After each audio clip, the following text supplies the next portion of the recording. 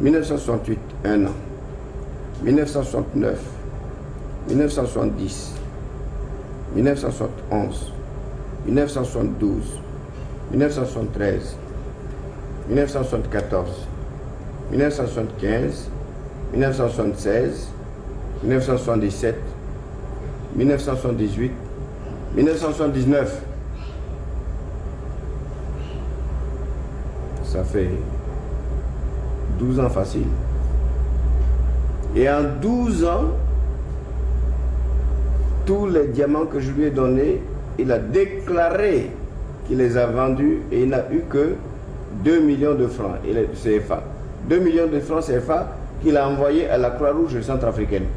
Et la présidente de la Croix-Rouge centrafricaine a bien fait une déclaration en disant qu'elle n'a jamais reçu un franc de Giscard.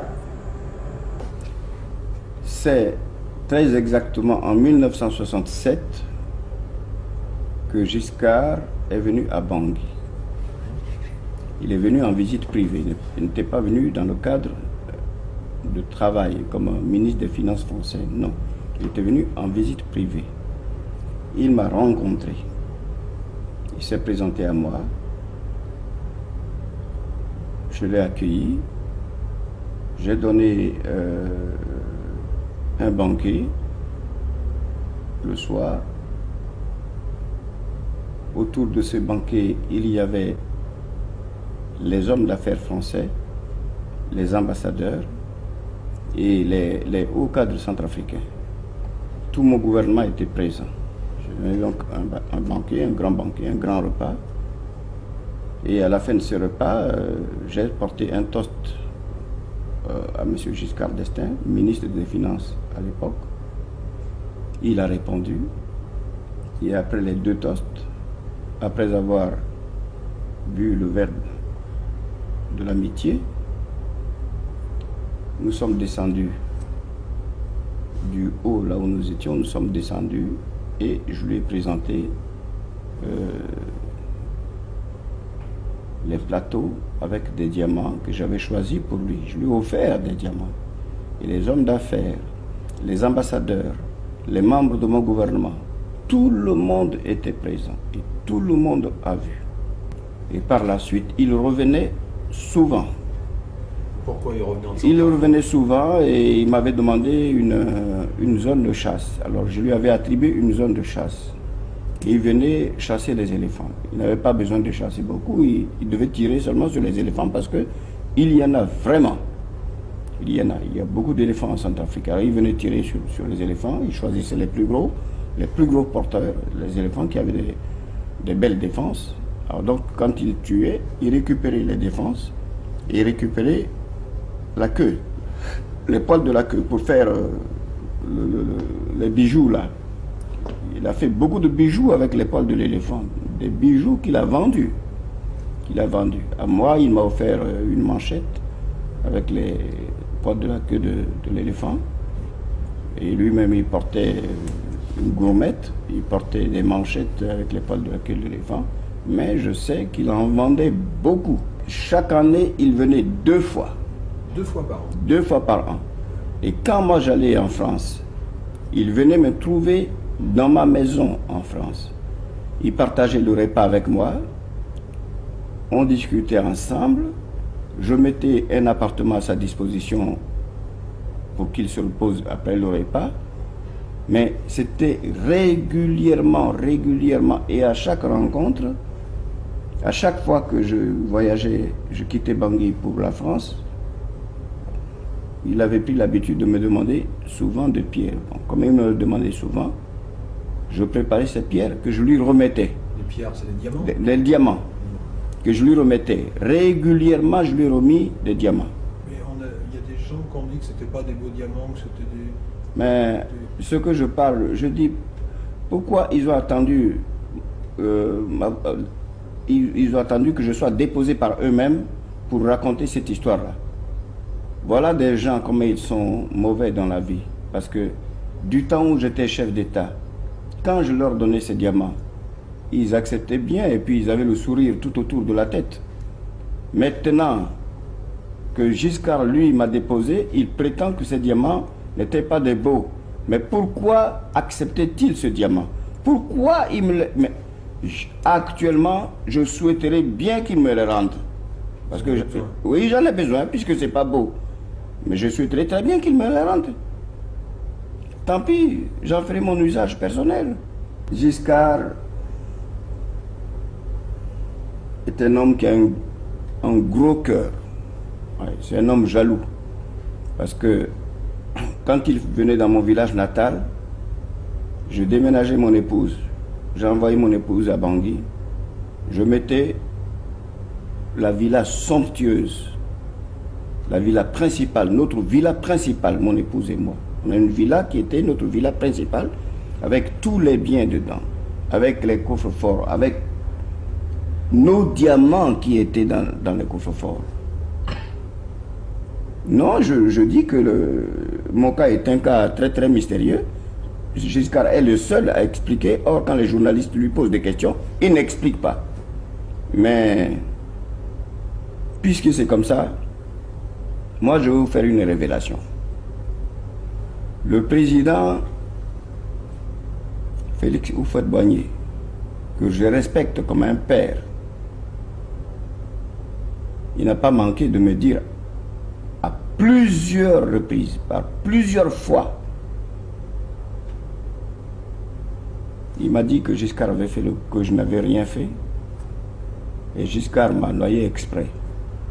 Et que quand il a décidé de me noyer, c'est Senghor qui l'a poussé. Senghor a dit il faut le faire. Parce qu'il est empereur et il faut le faire tomber. Houphouët me l'a dit. Moi je peux citer maintenant. C'est quand même un grand homme. Je ne crois pas qu'il ait à un seul moment menti. Il y a eu un problème de famille là-dessus aussi. Ah, oui, ben parce que mon foyer n'existe plus. C'est-à-dire? Je ne vais pas le dire parce que j'ai pris l'engagement devant mon ex-épouse de ne pas le dire. Mais c'est depuis que Giscard m'a fait tomber, non seulement il a pris mes biens, mais il faut qu'on pose la question à Giscard, qu'est-ce qu'est devenue l'impératrice Catherine Bokassa? Il faut qu'on lui pose cette question-là aussi. Comme sa femme venait de passer 24 heures à Bangui, il faudrait que je lui envoie Catherine. Et l'échange des épouses comme ça permettra aux Français et aux Centrafricains de savoir que notre amitié va toujours très bonne, qu'il n'y a rien, qu'il n'y a pas de point noir, qu'il n'y a pas de problème. Et il m'a parlé, il m'a téléphoné, il m'a dit d'envoyer Catherine. Moi j'ai envoyé Catherine. Mais moi j'ai envoyé Catherine 2 mois avant qu'il me fasse tomber. Et Catherine est restée avec lui 2 mois.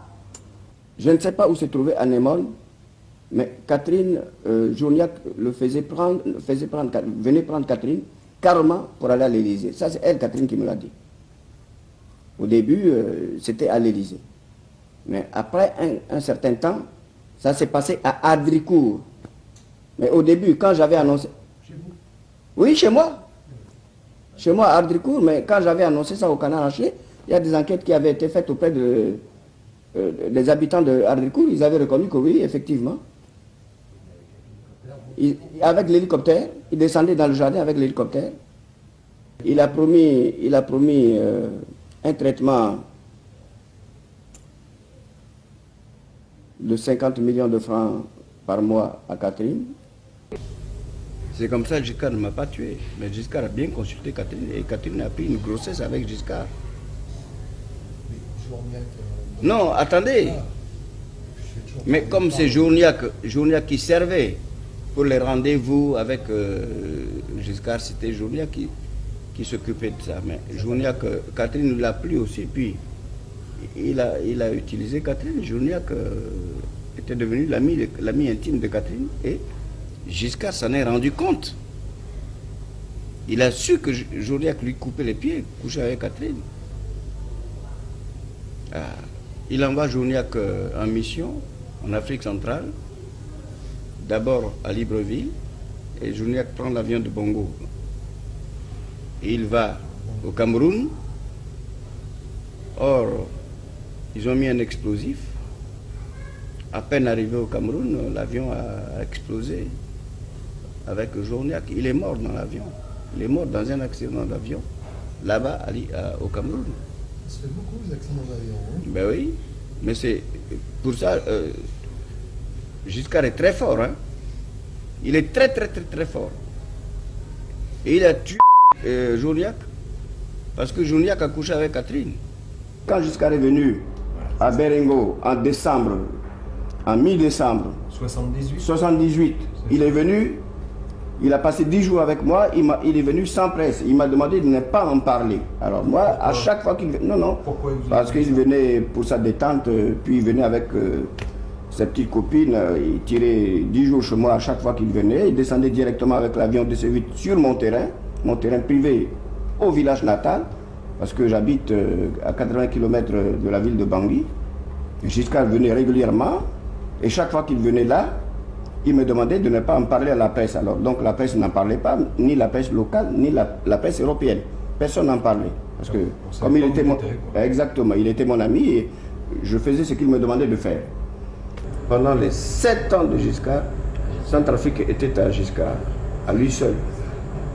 Il a su exploiter le Centrafrique. Combien de nombre d'éléphants tués? Il n'a jamais respecté les textes centrafricains qui régissent les zones de chasse.